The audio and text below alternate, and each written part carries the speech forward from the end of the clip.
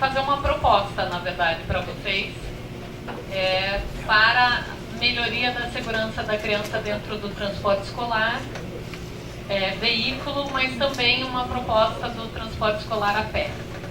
Então, falando brevemente um pouco sobre a instituição, eu trabalho em uma ONG que chama Criança Segura. Nós trabalhamos com prevenção de acidentes com crianças. Nós temos alguns parceiros no Brasil que são bastante importantes para o desenvolvimento das ações. A gente faz parte de uma rede mundial que está em 24 países. A realidade do Brasil é que os acidentes são a principal causa de mortes de 1 a 14 anos, e são todos os tipos de acidentes, são cerca de 5 mil crianças que morrem, e 120 mil são hospitalizadas, vítimas de acidentes, todos os tipos, né, de acidentes. E o problema é que o número pode ser muito frio, mas para cada criança que morre, existem consequências muito graves, tanto sociais, financeiras, emocionais, para toda a família, e muitas vezes se estende para a sociedade. A gente vê esse número aí reduzindo ao longo dos anos, o que é bastante importante, e dentro dos acidentes, o trânsito é a principal causa de mortes por acidentes de crianças. E aí, dentre essas mortes por acidentes de trânsito, a gente tem uma divisão aí de quais as situações que a criança está no trânsito. Então, principalmente como pedestre, né, quando ela está mais vulnerável. Mas a gente vê que essa proporção está ficando cada vez mais homogênea, né? Está bem equilibrado, porque está aumentando na proporção a criança como ocupante de veículo. Por que isso aumenta? O aumento da frota mesmo, e muitas vezes crianças que estão passando aí de van escolar, de transporte escolar, porque quando acontece um acidente numa van escolar, são várias crianças. E aí a importância da gente falar de uma segurança nesse transporte de veículo, e também, por isso que eu coloquei esse slide aqui, também da criança como pedestre. Vocês hoje são, ou tem muitos representantes aqui do transporte veicular de crianças, mas por isso que eu pensei em trazer uma proposta para vocês, e a gente está conversando com o Detran também sobre isso. E aí as faixas etárias, né, quanto maiorzinha a gente vai vendo maior vulnerabilidade. Só uma observação, eu posso disponibilizar essa apresentação para vocês, tá?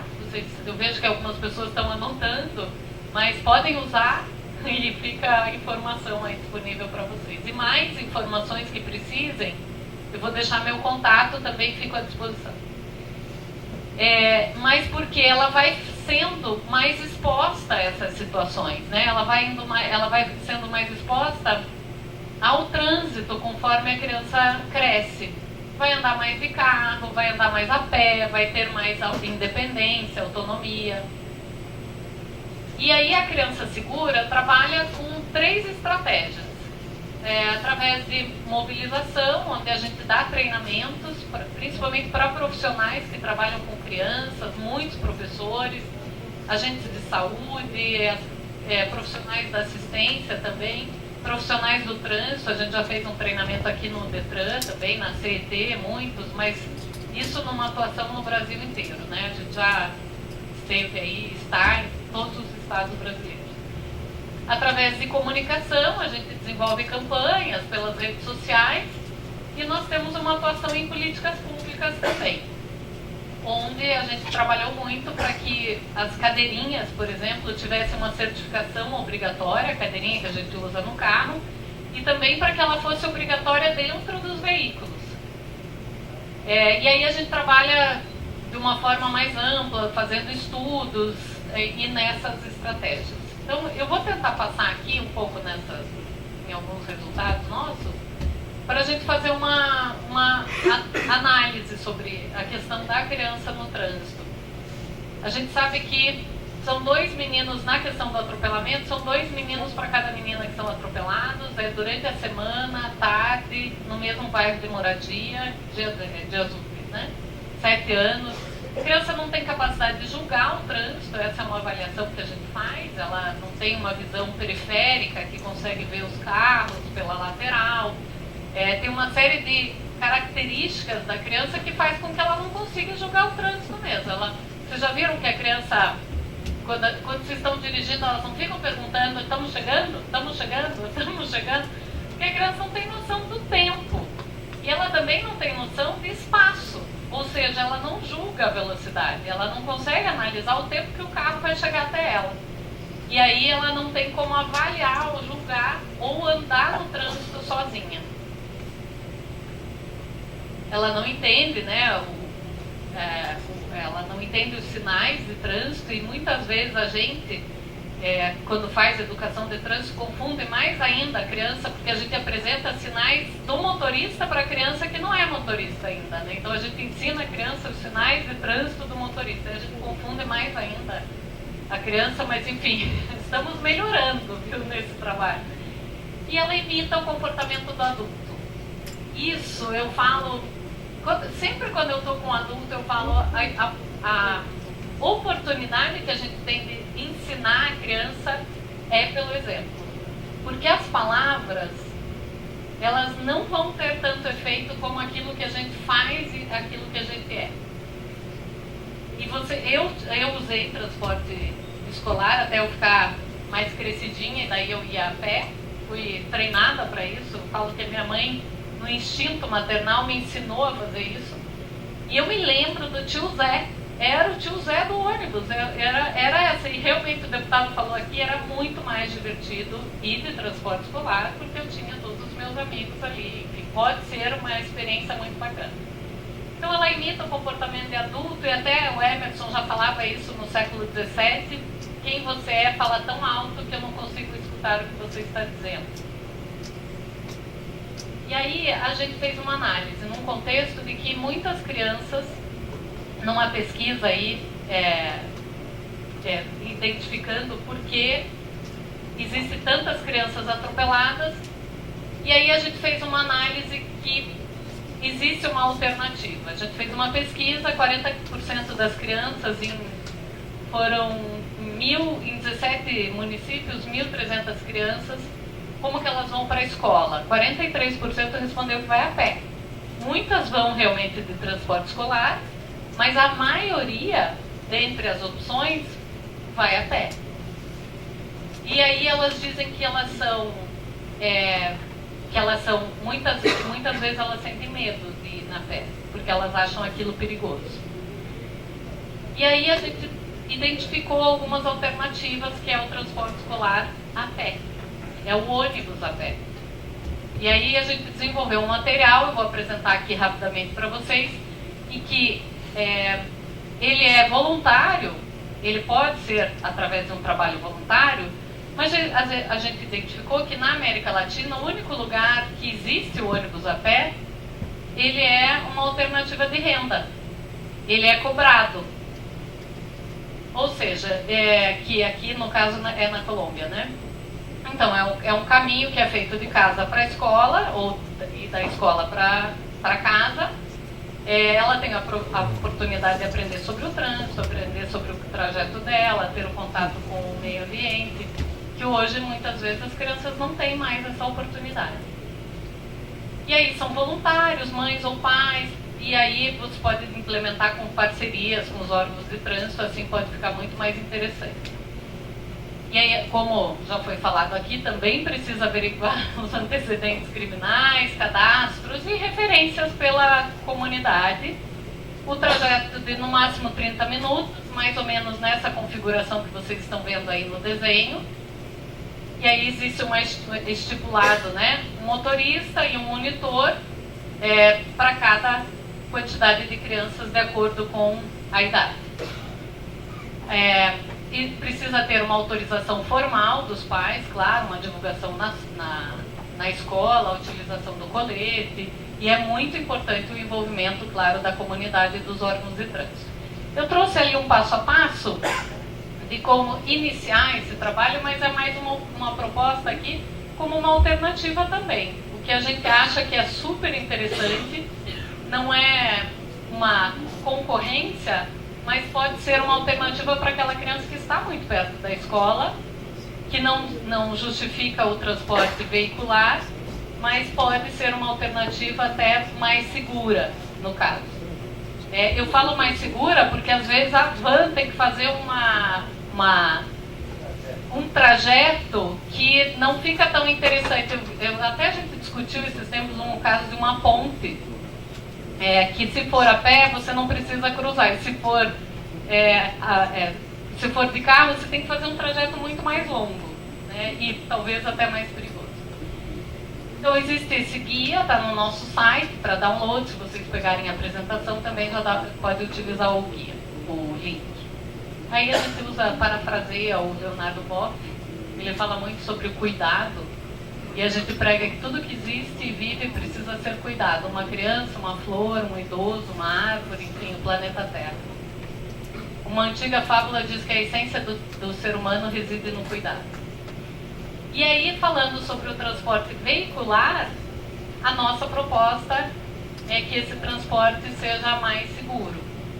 A gente sabe que existem algumas empresas que fazem o transporte bem completo, assim, até por exigência da própria escola ou do cliente, mas a gente sabe que está acontecendo muito problema. No geral, e eu não estou apontando nada, principalmente porque a gente não tem uma orientação adequada, a gente não está vendo, e nem uma possibilidade mais adequada para esse transporte, entendendo que existe dificuldade dos dois lados. E aí a gente sugere, né, que os pais, na hora de contratar, façam uma identificação desse transporte, busque recomendações pela escola, com outros pais, as condições do veículo e documentação pessoal, também que tenha um monitor, e a gente sabe que a maioria, né, o que muitas vezes não tem, mas a gente acha fundamental que tenha um monitor. Existe um projeto de lei tramitando, e ele pelo jeito vai passar, obrigando o transporte escolar a ter em qualquer tamanho de veículo. E aí que o lado, e vocês até comentaram aqui, pelo que eu ouvi, que o desembarque e o embarque seja pelo lado da calçada. Estou falando de quem trabalhou muito com escola e que já viu e testemunhou isso. E tem, claro, referências de pais. A gente vê muitas vezes que a criança desce até tendo que atravessar a rua, enfim. E aí tem uma questão que também é o lado da criança, né? A gente concorda que a criança também precisa ser orientada pelos pais para fazer esse transporte escolar, para não ser um problema também para vocês quando vocês querem a segurança dela e ela ainda não tem a consciência disso. Por exemplo, ficar sentada quando o veículo estiver em movimento, utilizar o cinto de segurança, não falar com o motorista quando ele estiver dirigindo, respeitar o monitor e o motorista também. Então, orientações que para a educação da criança e uma segurança do transporte e do serviço que vocês prestam ali também, né? E aí falar com os pais sobre o que acontece durante a viagem e descer do veículo somente depois que o veículo estiver parado. Que foi até o que já comentaram aqui, porque muitas vezes já solta o cinto e já quer ansiosamente descer e ir para casa, enfim. Então, a criança, para estar dentro de um veículo, ela é pequena para esse cinto de segurança. O cinto de segurança não foi feito para pessoas com menos de 1,45 m. Ou seja, somente usar o cinto de segurança, se acontecer uma colisão, a criança está em risco de sofrer lesões graves e até a morte. Por ela ser pequena, ela pode ser ejetada para fora do carro. Ou ela pode sofrer lesões gravíssimas com o cinto de segurança. E aí eu falo, vocês que já têm essa responsabilidade do transporte da criança, vocês são responsáveis, e todos os documentos apresentam isso. Mesmo que o próprio código, a resolução, isente essa responsabilidade. Bem, aí tem as características do corpo da criança, que na verdade eu queria dizer o quanto ela é sensível mesmo e frágil para esse tipo de transporte. Existe uma resolução de 2008 do CONTRAN que estabelece requisitos para o transporte de criança no veículo.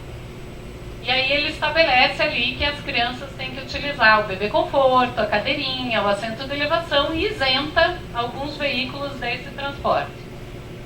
Como o transporte escolar não entra nessa categoria, mas ele precisa utilizar, ele é obrigado a utilizar, como todo veículo, o cinto de segurança para as crianças. O equipamento de segurança, ele previne essa expulsão que eu falei. Ele distribui a energia do impacto em uma área maior do corpo da criança, que é frágil, como eu já falei. Ele pode reduzir muito as chances de lesão e de morte da criança se corretamente utilizado. E aí, quais são esses equipamentos? E a nossa recomendação é que mesmo no transporte escolar, a criança utilize o dispositivo de retenção. A gente avaliou em discussões longas com os engenheiros de segurança veicular, o professor Celso Arruda, da Unicamp, o Marcos Romaro, que está na Ford, eu acho que agora, e aí a discussão era longa no sentido que o que é menos pior para a segurança da criança, né? O que vai ser mais... o que pode causar lesões mais graves ou nem proteger em nada. Essa é a escolha nossa de defender ainda o uso do dispositivo de retenção no transporte escolar, mesmo que ele não tenha o cinto adequado. Porque vocês sabem que, além de tudo, o transporte escolar ele só tem cinto de 2 pontos. E para a instalação desses equipamentos, precisa do cinto de 3 pontos. Que só tem num carro da Ford aí, que foi lançado recentemente. Mas nos Estados Unidos, vou dizer para vocês, os equipamentos que tem lá e as nossas cadeiras foram testadas conforme a norma americana. A norma americana permite a utilização do dispositivo em cinto de 2 pontos. E as nossas cadeiras foram testadas e elas têm um desempenho adequado conforme a norma americana. Não sei se eu me fiz clara aqui, mas eu digo, dentre as questões do menos pior, essa é a situação que vai proteger mais a criança. Ainda assim. Então, o bebê conforto, a cadeirinha, né, dentro das faixas de peso, e é o que a gente recomenda, e o assento de elevação, esse é o que não tem como instalar no transporte escolar, porque ele só pode ser utilizado com o cinto de 3 pontos. E aí a gente vai ter que utilizar o cinto de segurança dentro dessas condições e assumindo, né, a questão de que, se acontecer, pode causar lesão mesmo. E aí a nossa proposta é de parceria mesmo, assim, nessa questão. A gente quer que melhore a segurança do veículo que está circulando por aí, mas que também a gente sabe de muitos transportes escolares que já fazem isso, né? E tanto porque a escola exigiu, mas também porque se disponibilizou. A gente atende semanalmente consultas de pessoas que fazem o transporte escolar, perguntando como é que eu faço, eu quero transportar com segurança. Teve até um rapaz, acho que de Minas Gerais, que teve bebê recentemente, eu acho que ele ficou mais sensível, e aí ele começou todo preocupado, que ele ficou assim, porque ele sabe que ele leva também outros bebês, outras crianças para creches e instituições que... e aí vem uma responsabilidade grande, com certeza. Então esse equipamento tem que ser de acordo com o peso e tamanho, ele tem que ser corretamente instalado, ele também precisa ter uma certificação, né, conforme as normas do Inmetro, as normas da ABNT, quer dizer, como esse selo. E aí, mais ou menos assim, no caso dos bebezinhos, né? A gente tem uma aula virtual disponível no nosso site, eu deixo aqui para vocês também, 1 horinha mais ou menos vocês já fazem, e a gente também tem um guia maior que tem todo esse detalhamento de como fazer esse transporte em veículo das crianças. A gente fez justamente com o foco de atender os profissionais do trânsito e agentes de trânsito. Quero dizer para vocês que porque a gente trabalha com a prevenção de acidentes, porque a gente quer que as crianças sejam felizes, descubram que a vida é boa, deem muitas risadas, e que elas se desenvolvam envolvam e sejam alegres, e sejam crianças e brinquem e enlouqueçam os pais, né? Sejam bastante criança. E eu vejo que vocês têm essa convivência diária. Isso é possível. Acho que não é fácil, não está acessível e tão fácil nesse momento, mas eu acredito que precisa ser um caminho. E é uma responsabilidade muito grande o serviço que vocês fazem. Eu parabenizo pela intenção, né, de fazer esse trabalho, porque acho que é um grande desafio e quem trabalha com criança tem que ter uma sensibilidade mesmo. Eu me disponho, a gente está nas redes sociais, aí como eu falei, eu deixo o meu contato. Parabenizo também o Detran pela iniciativa do evento, porque é muito interessante. Eu fiquei muito nervosa antes de vir aqui, porque eu falava, gente, o que eu vou falar?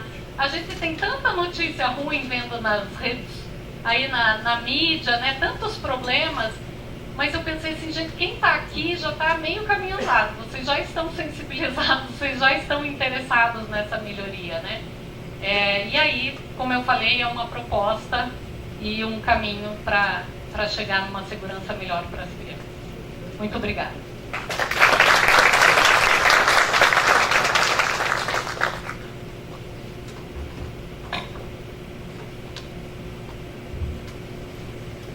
Obrigada, Alessandra. Eu queria convidar todos os palestrantes, o Daniel e a Lurtine, para compor a mesa. A gente vai começar